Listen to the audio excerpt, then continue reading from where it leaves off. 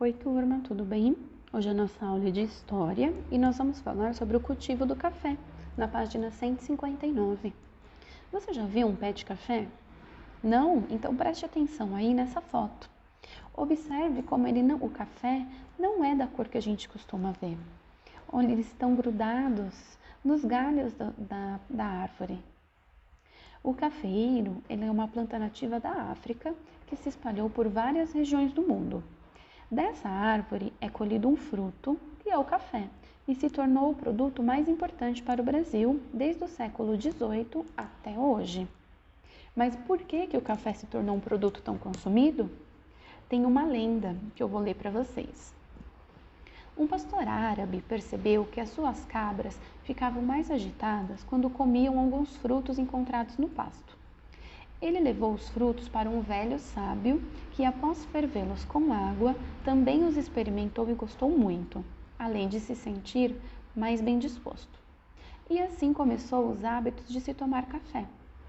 Os árabes venderam os grãos de café para os europeus. Ele se tornou conhecido nas lojas das cidades italianas, onde as pessoas se reuniam para experimentar a bebida. As primeiras mudas de café foram trazidas para o Brasil por Francisco de Melo Palheta, em 1727, e foram plantadas em Belém, hoje a capital do estado do Pará. Desse lugar, outras mudas foram levadas para diferentes localidades do Brasil, até chegar à província do Rio de Janeiro, que era a capital do Brasil naquela época, em 1763. Antes de iniciar o cultivo do café para fins comerciais e em grandes propriedades, as pessoas costumavam plantá-los nos quintais para testar a resistência e adaptação da árvore. Uma das mudas foi então plantada na cidade do Rio de Janeiro, em um convento de religiosas carmelitas, e outra muda no dos frades barbadinhos. As duas cresceram e deram frutos. Essas mudas começaram a se espalhar pela região e o Rio de Janeiro tornou-se o primeiro grande produtor de café do século XVIII. Na região do Vale do Paraíba, na província do Rio de Janeiro, o cultivo do café substituiu o da cana-de-açúcar. E a partir dessa região, com o objetivo de se encontrarem melhores terras, as plantações foram ocupando as terras vizinhas na província de São Paulo.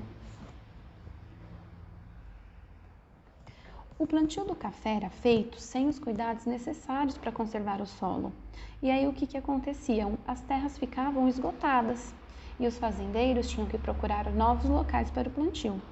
Por isso, o cultivo do café se espalhou pelas províncias de São Paulo e depois também pelo Paraná. Atualmente, o Brasil ainda é um dos grandes produtores mundiais de café. E os principais estados produtores são São Paulo, Minas Gerais, o Paraná, Espírito Santo, Bahia e também Rondônia. Nós temos aí um mapa do século XVIII até hoje, o que mostra o café, onde ele é cultivado no Brasil. E aí vocês vão observar os dois mapas e nos responder as perguntas, tá bom?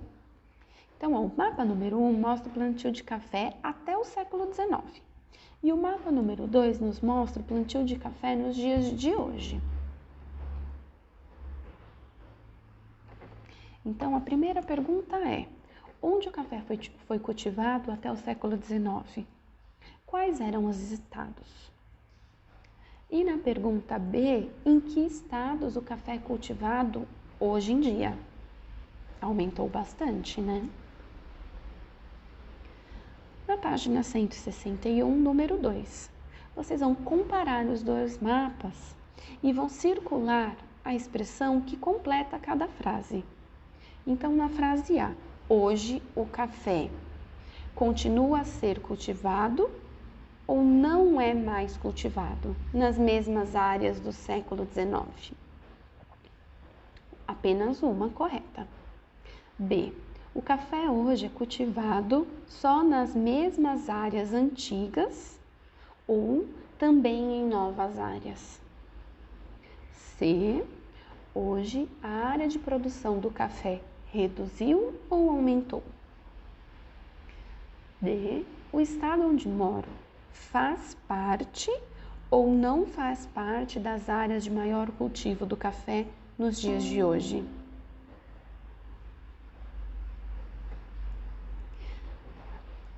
Você conhece as experiências de um menino em uma fazenda de café?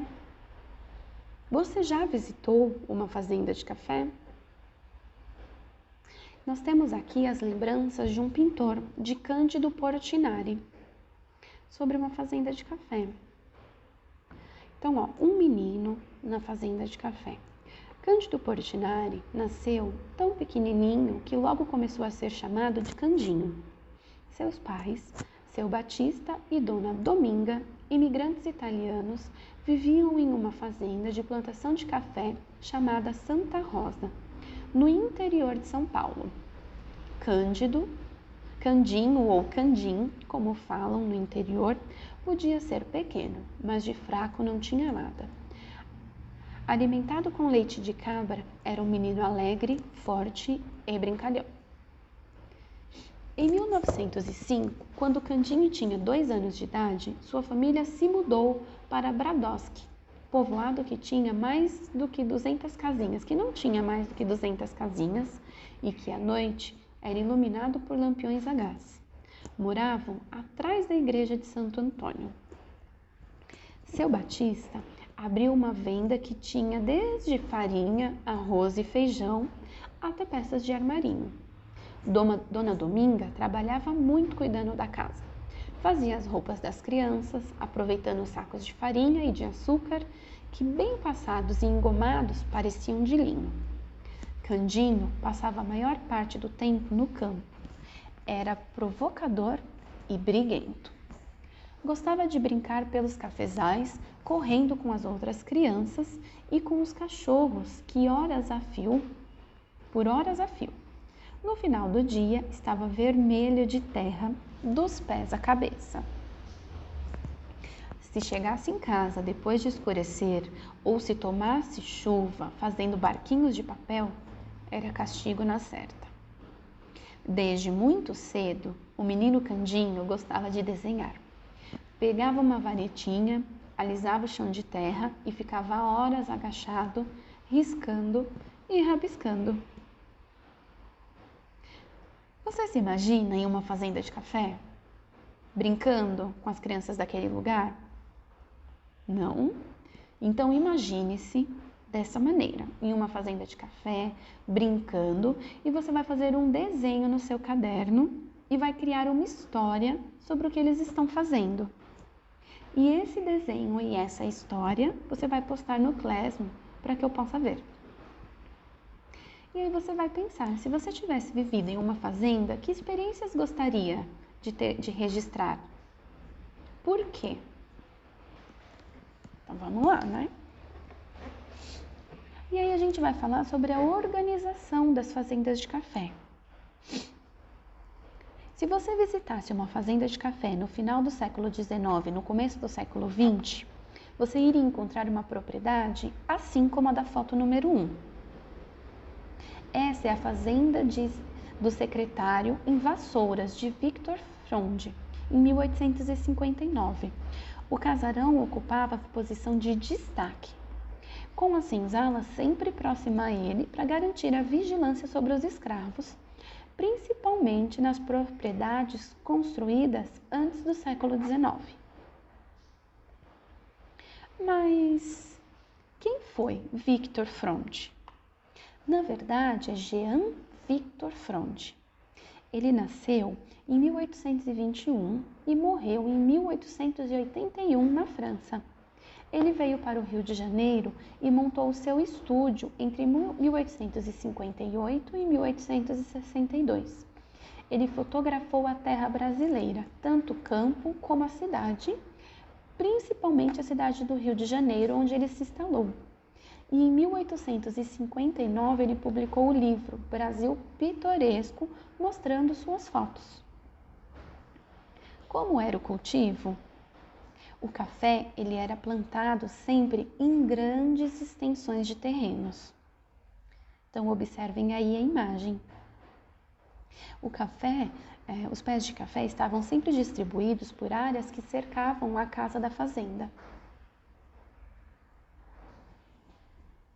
E essa foto é uma foto de Mark Ferris. Quem foi ele?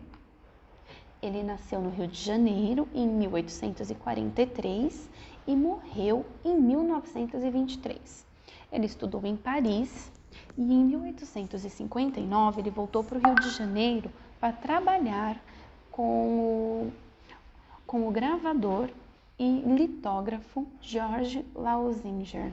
Seu primeiro trabalho foi em plena selva, onde ele fotografou indígenas botocudos em 1875. Em uma expedição científica da Comissão Geológica do Império do Brasil. E ele participou de muitas expedições internacionais e recebeu vários prêmios por causa das suas obras. O cultivo do café e a colheita eram realizados pelos africanos escravizados, principalmente no século XIX. Eles trabalhavam sem parar de sol a sol até que a colheita do dia estivesse completa. Durante a colheita, cada escravo responsabilizava-se aproximadamente por 7.000 pés de café.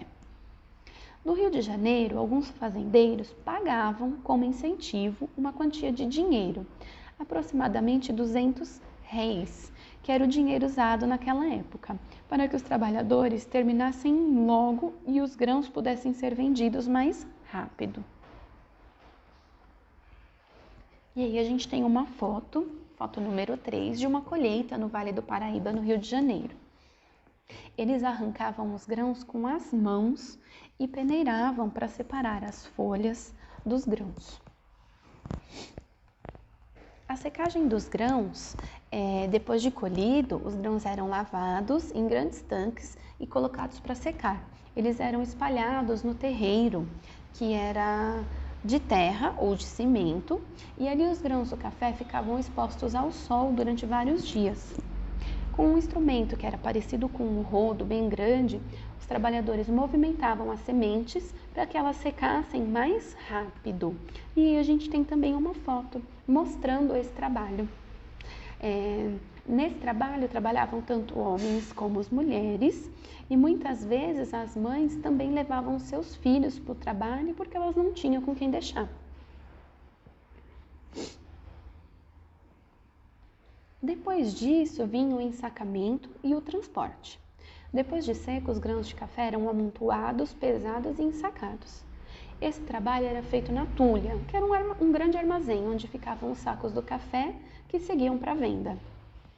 E aí a nossa imagem 5 nos mostra a secagem e o transporte. Ao sair das fazendas, a carga de café seguia para as estações de trem carregada pelas tropas de burro. E aí no século XIX, na província de São Paulo, muitas fazendas já possuíam estradas de ferro que passavam pela propriedade, assim facilitando o transporte.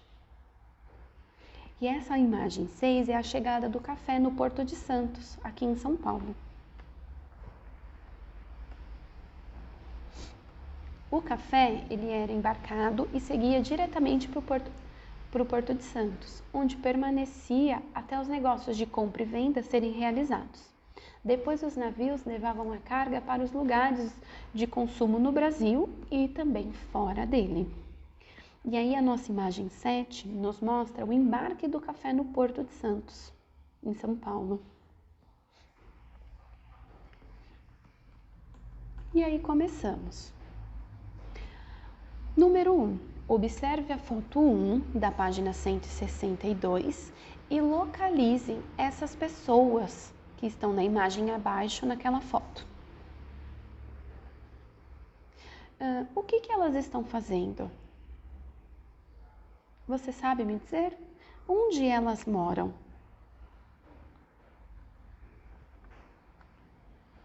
Página 167. Agora você vai observar a foto 2, da página 163. Pergunta A. Quem são as pessoas que aparecem na foto? E pergunta B. O que elas estão fazendo nesse lugar? Número 3. Você vai observar a foto 3, da página 164. Pergunta A, o que as pessoas estão fazendo. Pergunta B, que objetos elas estão usando no trabalho. Número 4, observe a foto 4 da página 164. A, que lugar aparece na foto? B, para que ele era utilizado? C, há crianças nessa imagem? O que elas estão fazendo? Número 5, procurem estas pessoas da foto 4. Então, vocês vão voltar lá na foto 4 e vão procurar. E vão responder que objetos elas estão usando no trabalho. Você pode colocar sua resposta aí no cantinho mesmo da folha. Número 6, observe a foto 5 da página 165. A, onde as pessoas estão, o que elas estão fazendo. B, que equipamentos estão sendo usados para o transporte do café. E C, alguns empregados estão transportando o café. O que os outros estão fazendo? Essa foi a nossa aula de hoje. Até mais!